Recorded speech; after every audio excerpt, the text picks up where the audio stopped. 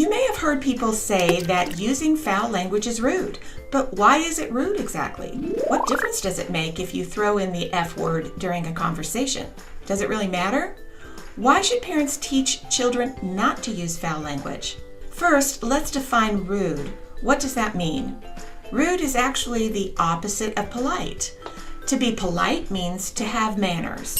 Having manners means making others feel comfortable and not intruding upon someone else's mind or body inappropriately.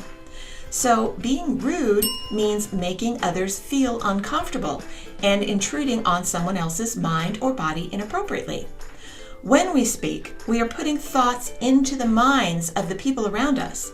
When we use foul language, we are putting vulgar thoughts into the minds of the people around us. By doing that, we are intruding upon them inappropriately. Let me give you an analogy. When we use foul speech, we are using the other person's ears to hear what we are saying to intrude upon their minds inappropriately. So what if instead of using their ears, we use their eyes? So as you're talking, instead of using vulgar language, you have a picture of the meaning of the words you're using and you intrude on their mind in that way. For example, you're telling a story about going to the park with your children, and suddenly, without warning, you hold up a sign in front of the face of the other person with a graphic picture of the meaning of the F word, or the meaning of the S word, or any other vulgar word. That would be a picture of graphic sex or human excrement. And as you speak, you just keep putting that sign up in front of the eyes of the other person. Unless the person is blind, they cannot avoid seeing it, can they? Would that be appropriate? No. Why not?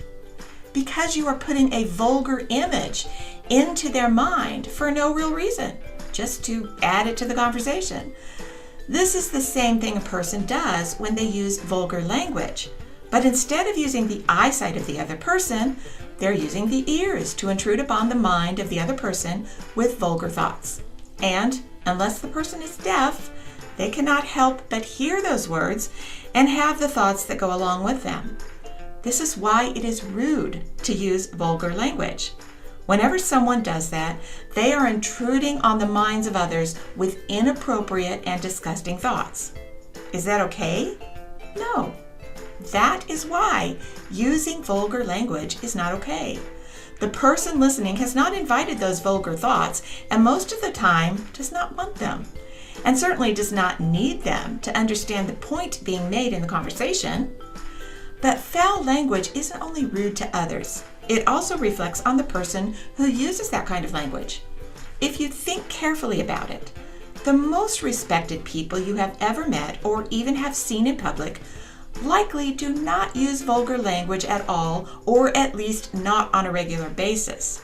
That's because people who have a real sense of respect for themselves and the others around them usually do not use vulgar language. They respect themselves and do not want to use their own speech to degrade what they want to communicate by adding vulgarity to it. It's not only unnecessary, but it's also rude. They understand this, and that's why they feel no need to intrude on the thoughts of others inappropriately, or on their own thoughts for that matter. Maybe you have unwittingly been caught up in using foul language because you hadn't really thought about it in this way before. Or maybe you have found that your children have picked up some habits in this area that you want to help them learn to change.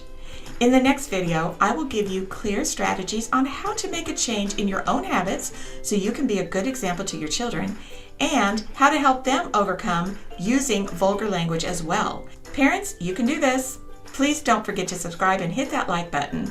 Thanks for watching, and I hope to see you here next time.